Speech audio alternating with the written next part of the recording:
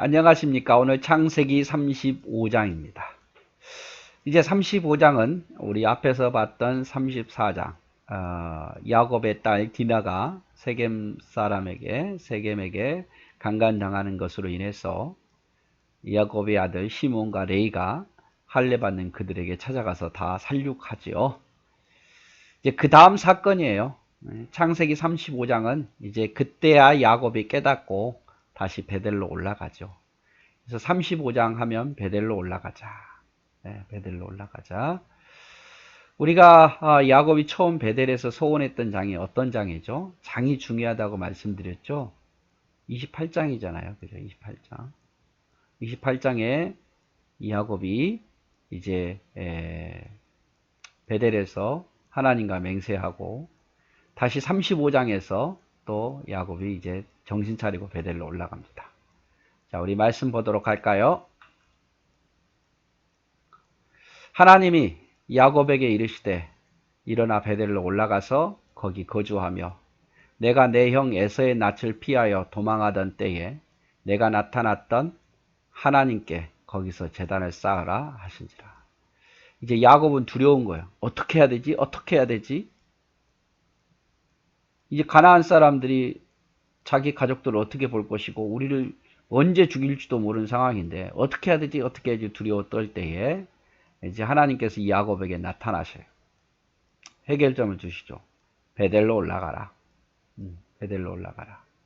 물론 세겜에서 베델은 먼 거리는 아니에요.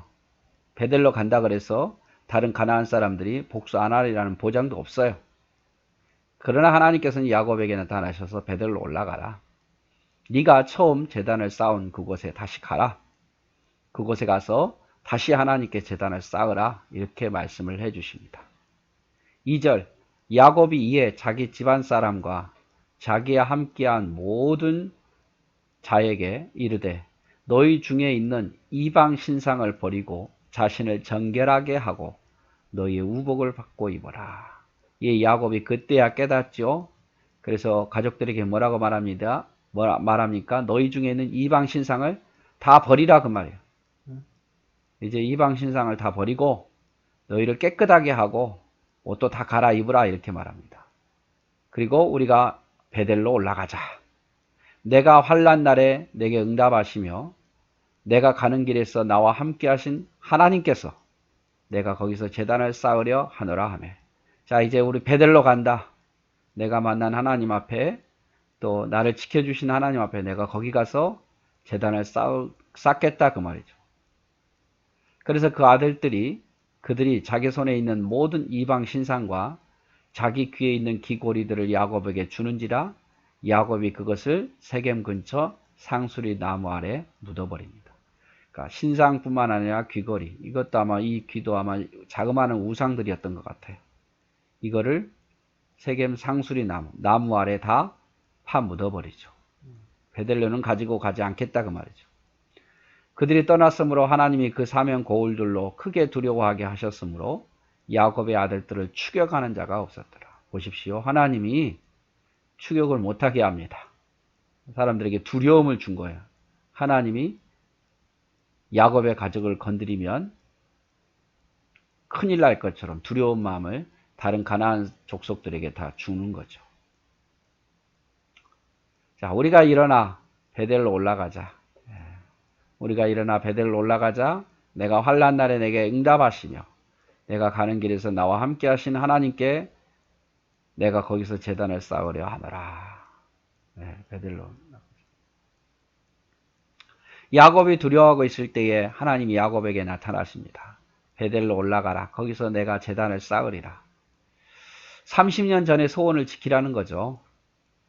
약 한 48km 거리인데 한 이틀 정도 걸어가면 될 것 같아요. 그리고 야곱은 세 가지를 명령하죠. 이방 신상을 버리라. 라헬의 드라빔을 비롯해서 자신을 정결케 하라. 모든 죄를 회개하라는 거죠. 의복을 바꾸라. 새로운 것으로 삶을 바꾸라 이 말이에요. 야곱은 베델로 올라가자. 여호와께로 돌아가자. 세겜 상수리 나무 아래 모든 우상을 묻어버리고 하나님을 추격하는 자가 없도록 막아주신다. 자, 여러분 보십시오. 결국 해결 방법은 뭡니까? 하나님이 하나님. 하나님을 다시 기억하고 생각하는 거죠. 세겜에서 디나 사건이 일어난 이유가 뭡니까? 왜 그 아들들이 그 극악무도한 일을 행했습니까? 그 이유는 다른 거 없어요. 야곱이 베델로 가지 않았기 때문에 그런 거예요. 그래서 하나님께서 베델로 가라고 말해요. 여러분, 우리의 베델은 어딥니까? 우리가 어떤 문제가 생겼을 때 우리의 베델은 어디냐 그 말이에요. 하나님 아닙니까? 기도하는 자리고. 그래서 하나님 앞에 다시 돌아가려면 우리의 모든 이방 우상들을 버려야 돼요. 하나님보다 사랑하는 것도 버리고 자신을 깨끗하게 하고 죄를 회개하고 이제 새롭게 하나님 백성으로 살겠다는 다짐이 있어야 돼요. 어떤 문제가 생길 때에 야곱은 베델이지만 우리의 베델은 하나님이에요. 그리고 우리의 베델은 다시 성경으로 돌아오는 거고 우리의 베델은 기도하는 자리로 돌아오는 거예요. 다시 예배의 자리로 돌아오고. 그래서 종교 개혁이 그거 아닙니까? 다시 말씀으로 돌아가자. 이거 아닙니까? 말씀으로 돌아가자. 이 시대가 지금 뭐 문제가 많죠. 그러나 우리가 다시 축복받으려면 다른 게 없어요. 다시 말씀으로 돌아가야 돼요. 성경으로 돌아와야 돼요. 다시 기도하는 자리로 와야 돼요. 다시 예배 중심으로 살아야 돼요. 그래야 해결이 됩니다. 어떻게 해야지 고민만 하지 말고 우리가 다시 성경으로 와야 돼요. 말씀으로 돌아오고 기도하는 자리로 돌아오고 그리고 교회로 예배 자리로 돌아와야 돼요. 여러분 꼭 기억하십시오. 아주 중요한 말씀이에요. 6절 야곱과 그와 함께한 모든 사람이 가나안 땅 루스 곧 베델에 이르고 그가 거기서 제단을 쌓고 그곳 이름을 엘베델이라고 불렀으니 이는 그의 형의 낯을 피할 때에 하나님이 거기서 그에게 나타나셨음이었더라. 자, 이제 야곱과 그의 모두 함께하는 사람이 베델로 도착합니다. 거기서 제단을 쌓지요. 다시 하나님의 이름을 불렀겠죠. 하나님께 회개했겠죠. 제단을 쌓았다는 것은 속죄제물을 드렸다는 것이고 하나님의 이름을 불렀다는 거예요. 그리고 그 이름을 엘베델이라고 합니다. 제단 이름을 엘베델. 엘은요 하나님이란 뜻이에요. 그래서 베델은 하나님의 집이고 이건 엘베델은 이제 더 강조해서 하나님의 집중의 집이다. 뭐 이런 식으로 생각하시면 될 것 같아요. 아무튼 제단 이름을 엘베델이라고 합니다. 지명 이름은 베델인데 제단 이름은 엘베델. 하나님의 제단이다 이 말이겠죠. 그때 리브가의 유모 두보라가 죽습니다. 리브가가 누굽니까? 야곱의 어머니죠. 야곱을 가장 사랑했던 어머니예요. 그의 유모라는 것은 리브가의 종이라는 거죠. 어렸을 때부터 이 리브가 유모 이름은 드보라죠. 드보라인데 리브가 유모가 야곱을 잘 돌보았던 것 같아요. 근데 어머니 리브가가 죽었지만 이 유모 드보라는 역시 야곱을 함께 살았고 돌봤던 것 같아요. 그런데 야곱에게 있어서는 굉장히 엄마와 같은 역할을 했겠죠. 그 리브가의 유모 두보라가 죽음에 그를 베델 아래에 있는 상수리 나무 밑에 장사하고 나무 이름을 알론바굿이라 불렀더라. 자, 리브가의 유모 두보라가 왜 여기 나와 기록됐겠습니까? 그만큼 야곱에게 있어서 중요한 사람이고 야곱에 있어서 어머니와 같은 사람이에요. 그래서 여기 기록이 되어 있는 거죠. 그가 베델에서 죽었다 그 말이죠. 야곱은 베델로 돌아갑니다. 그렇죠? 하나님은 대적자들에게 추격뿐 아니라 야곱을 두려워하게 만들어요. 전혀 추격을 못하게 만들죠. 하나님이 지켜주셔서 야곱이 산 거예요. 야곱은 베델에서 제단을 쌓고 하나님께 감사했다. 그리고 제단 이름을 엘베델, 베델의 하나님이라 이렇게 부른 거죠. 자, 베델은 첫사랑을 의미하기도 합니다. 그래서 하나님이 우리에게 말씀하시죠. 여호와께로 돌아가는데 첫사랑을 회복하라 이렇게 말씀하시죠. 이것은 결국에는 이 베델은 첫사랑을 의미해요. 그리고 베델은 여호와의 품을 의미하기도 하고 우리가 여호와께로 돌아가자라고 호세아도 외치잖아요. 첫사랑을 회복하고 여호와의 품으로 돌아와야 돼요. 근데 여호와의 품은 우리가 볼 수 없어요. 여호와의 품은 다른 것이 아니에요. 교회예요. 예배예요. 말씀이에요. 기도예요. 이것이 여호와의 품이에요. 뭐 여호와의 품이 뭐 어떻게 생겨서 어딘지 모르겠습니다. 그렇게 생각하지 마시고요. 말씀, 기도, 예배, 교회 돌아오십시오. 여러분의 마음이 말씀으로 돌아오시고 기도하시고 예배로 돌아오십시오. 그것이 바로 우리가 회복할 수 있는 방법이에요. 베델에서 리브가 유모 드보라가 죽게 되고 드보라는 리브가가 이삭에게 시집 올 때에 함께한 여종이었어요. 그렇죠? 리브가가 죽자 아마 야곱과 함께 산 듯하고 야곱은 그 여종 드보라를 베델 상수리 나무 아래 묻습니다. 야곱에게 있어서는 엄청난 슬픔이었겠죠.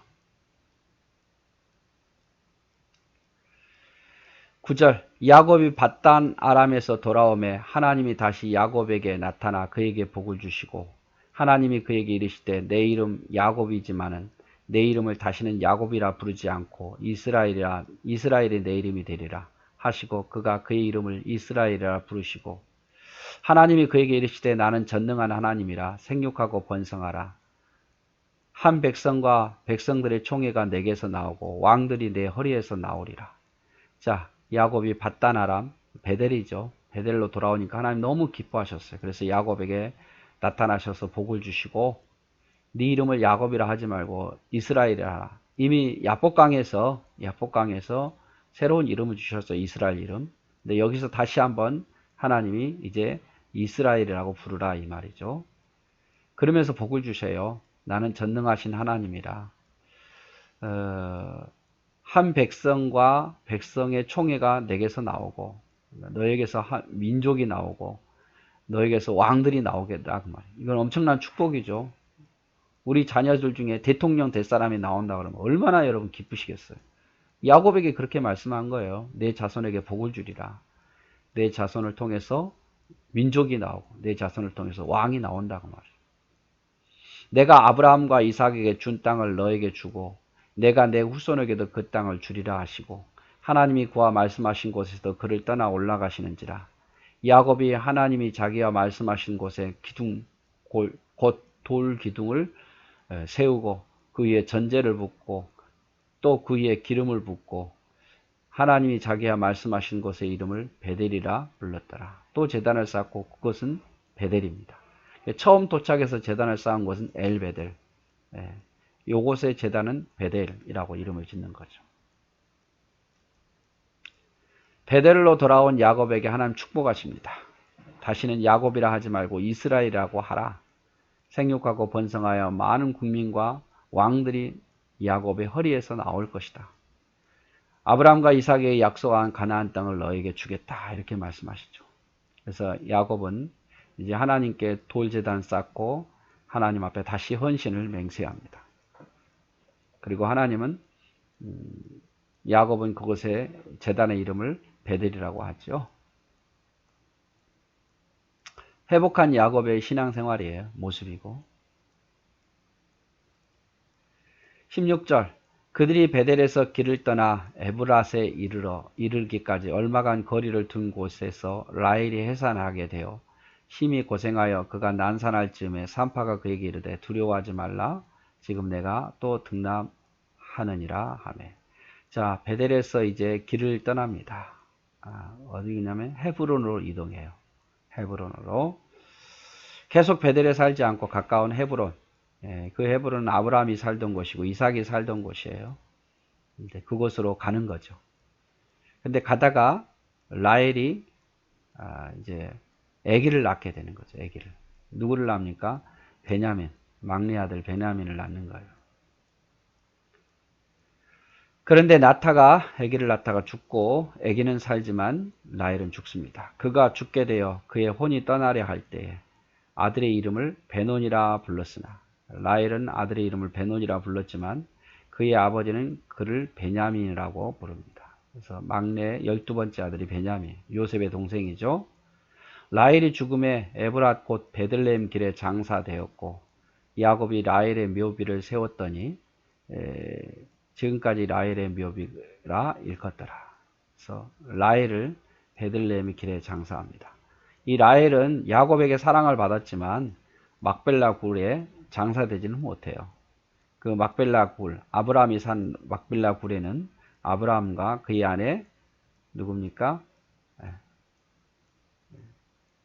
야곱, 그 아브라함의 아내 이름? 갑자기 생각이 안 나요. 아내의 이름? 사라. 제가 왜 그런지 모르겠네요. 아무튼 사라, 그죠. 그리고 이삭, 그의 아내 리브가. 그리고 야곱, 그의 아내 레아가 거기에 묻혀요. 그래서 라헬은 거기에 묻히지 못하고요. 베들레헴에 묻히게 되죠. 이스라엘이 다시 길을 떠나 에델 망대를 지나 장막을 쳤더라. 이스라엘이 그 땅에 거주할 때 루벤이 장자죠. 맨 첫 번째 낳은 루벤. 레아에게 산 루벤이 그 아버지 첩 비라와 동침함에 이스라엘이 이를 들었더라. 야곱의 아들들은 12자. 아주 또 여기서 문제가 또 생깁니다. 라헬이 죽었어요. 라헬이 죽이니까 라헬의 여종이 누굽니까? 비라예요, 비라. 근데 이 비라를 통해서 야곱의 아들들이 태어나잖아요. 근데 이 루벤이 나이 차이가 얼마 안 난 것 같은데 루벤이 장자 루벤이 이 라헬의 첩 비라하고 동침하게 돼요. 여러분 집안일에 이런 그러니까 한마디로 말하면 아버지의 여인과 아들이 통간한 거죠. 통간. 그래서 루벤 여기서 제외됩니다. 장자지만 모든 축복이 유다에게 넘어가고 그리고 요셉에게 넘어가요. 유다에게는 뭐 어떤 뭐라 해야 될까? 물론 유다도 잘못한 게 나중에 나와요. 38장에. 그러나 다 빼앗겨요. 루벤. 그 루벤이 여기서 장자지만 모든 축복을 빼앗기고 둘째는 누굽니까? 시몬이고 셋째는 레이잖아요. 시몬과 레이는 아까 조금 전에 우리가 봤지만 세겜 사람들을 칼로 살육하잖아요. 물론 나중에 레이도 이제 회복이 되고 레이 지파가 제사장 지파가 되죠. 아무튼 루벤이 길을 떠날 때에 라헬의 첩 비라와 동침하는 그런 사건이 벌어지게 됩니다. 23절 레아의 아들들은 야곱의 장자 루벤과 그 다음 시몬과 레이와 유다와 이사갈과 스불론이요. 그러니까 야곱과 레아에게서 난 아들은 6명이죠. 루벤, 시몬, 레이, 유다, 이사갈, 스불론. 야곱과 또 라헬에게서 난 아들은 요셉과 베냐민. 베냐민은 굉장히 차이나요. 아주 어리게 태어나죠. 나중에 태어나니까. 이 베냐민을 낳다가 라헬이 죽죠. 라헬의 여종 비라의 아들들은 단과 납달리요. 레아의 여종 실바의 아들들은 각과 알셀이니 이들은 야곱의 아들들이여 바단 아람에서 그에게 낳은 자더라. 야곱이 기랏 아르바의 마므레로 가서 그의 아버지 이삭에게 이르렀으니 기랏 아르바는 곧 아브라함과 이삭의 거리였던 헤브론. 헤브론에 거하되죠. 헤브론에 가죠. 그러니까 이 헤브론은 아브라함이 정착했던 곳이고 이삭이 정착했던 곳이에요. 결국 야곱이 이곳에 갑니다. 이삭이 나이가 180세라. 이삭이 나이가 많고 늙어 기운이 다함에 죽어 자기 열조에게로 돌아가니 그의 아들 예서와 야곱이 그를 장사했더라. 결국 이삭은 180세에 죽어요. 180세. 137세에 눈이 어두워서 내가 곧 죽게 생겼으니 에서에게 사냥감을 먹고 축복하리라. 그 나이가 137세였는데 결국은 그 이후로도 아주 오래 삽니다. 180세까지 살죠. 43년을 더 살죠. 인생은요, 죽고 싶다고 죽어지는 게 아니에요. 에브랏은 예루살렘 남쪽에서 11km 지점이 있고 아마 예수님이 탄생한 곳이고 다윗이 탄생한 곳인 것 같아요. 다윗도 베들레헴에서 탄생했죠. 사무엘상 16장 8절에 보면 라헬은 심한 고통 속에서 아들이 아니라 아들을 낳았죠. 이름을 베논이라고 합니다. 슬픔의 아들이죠. 근데 야곱은 그 이름을 베냐민으로 바꿉니다. 오른손의 아들, 내 오른손에. 그러니까 라헬을 사랑했으니까 내 가장 큰 힘이 되는 아들이다. 이렇게 베냐민으로 부릅니다. 야곱이 에델망대, 베들레헴 남쪽 2km 지점에 있을 때에 야곱의 장자 루벤이 아버지의 첩인 비라와 통간을 하게 됩니다. 심각한 폐륜 행위죠. 그래서 장자권을 박탈당하고 그것이 유다와 요셉에게 넘어갑니다. 야곱은 기랏 아르바 헤브론에 도착하게 되고 아버지 이삭이 130세의 나이로 장사됩니다. 그리고 야곱과 에서가 결국 이삭을 막벨라구, 아브라함이 산 그 막벨라굴의 장사가 되지요. 예, 그래서 오늘은 여기는 이제 야곱이 드디어 정신을 차리고 베델로 올라간 장면, 그리고 이제 베델에서 이제 살다가 헤브론으로, 원래 아브라함이 정착하고 또 이삭이 정착한 헤브론으로 가는데, 가는 도중에 라헬이 죽고, 또 가는 도중에 가장 큰 아들 루벤이 비라와 그의 아버지 첩이죠. 아버지 첩인 비라와 통간한 그런 어마무시한 이제 뭐라 해야 될까요? 불행이 닥치게 됩니다. 아무튼 이삭은 180세에 죽고 에서와 야곱이 이삭을 장례식 치르는 장면이 나오게 되죠. 예, 이상이 바로 35장. 35장은 뭐예요? 베델로 올라가는 베델로. 그래서 28장에서 베델에서 하나님을 야곱이 만났다면 35장에 다시 야곱이 베델로 올라가는 그런 장면, 꼭 장을 기억해 주시면 감사하겠습니다. 네, 오늘도 수고하셨습니다. 사랑하고 축복합니다.